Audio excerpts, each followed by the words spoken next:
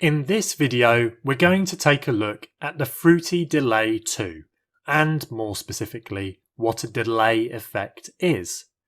A delay effect essentially does exactly what it says on the tin, and delays the sound that's being played by a specified amount of time. This is very useful because it can recreate the effect of your input sound taking place within a larger space. Let's have a look at this, give an example, and launch an instance of the Fruity Delay 2. What I'm first of all going to do is pick an input sound. For this, I'm going to click on the plus symbol and I'm going to pick FL Keys, which is a default piano sound that comes with FL Studio. I'm now just going to go to the piano roll and draw in a very quick pattern that we're going to use as part of our demonstration.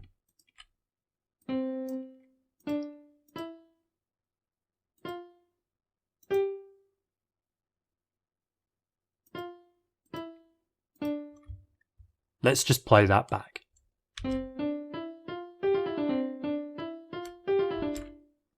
Now what we're going to do is apply the Fruity Delay to it.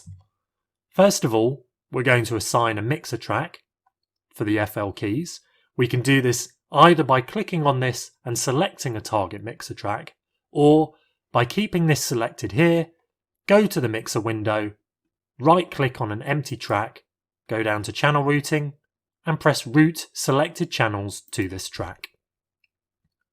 Then what we're going to do is navigate over to one of the empty effect slots over here, click on the drop down and navigate to Fruity Delay 2 up here. You then get this window here.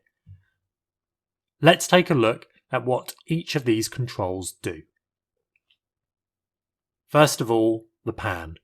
As you might have guessed, the panning controls where the input sound comes in through, so whether that's through your left or right speaker.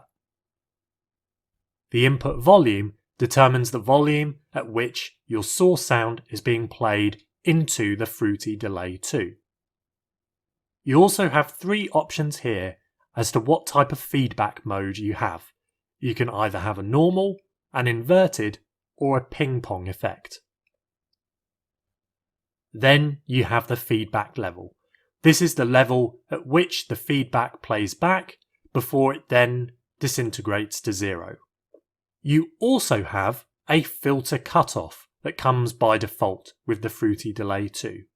This is a low pass filter, so it means that if we reduce this all the way down to zero, you won't hear any sound at all from the delay. The time is the time delay at which the delay sound gets repeated. So currently it's set to 3 here, and it's important to note exactly what this 3 means. It means 3 steps after your source sound gets played. Let's just play this back and change this setting so you can see what it does.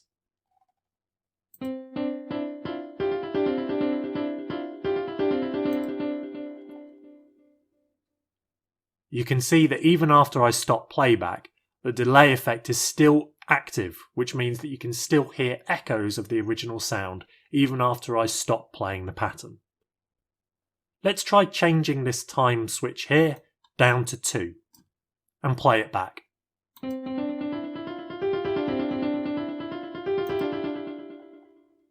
And now let's change it down to 1 and play it back again.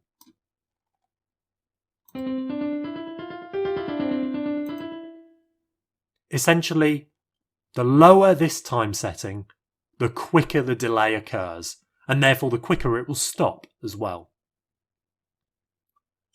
You also have a time stereo offset, which you can set to either be towards the left speaker or towards the right speaker, up to 500 milliseconds in each direction.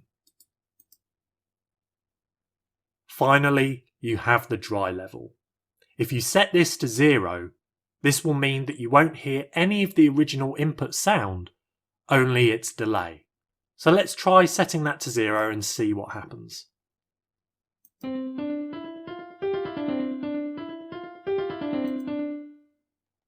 Let's try increasing the time to 4 and play it back. You can see that after I initiate playback, which you can see in the background in the piano roll, because we've got the dry setting set to 0, it only starts playing back after a certain point in time. That's the Fruity Delay 2. Let's take a look at some other plugins now as well.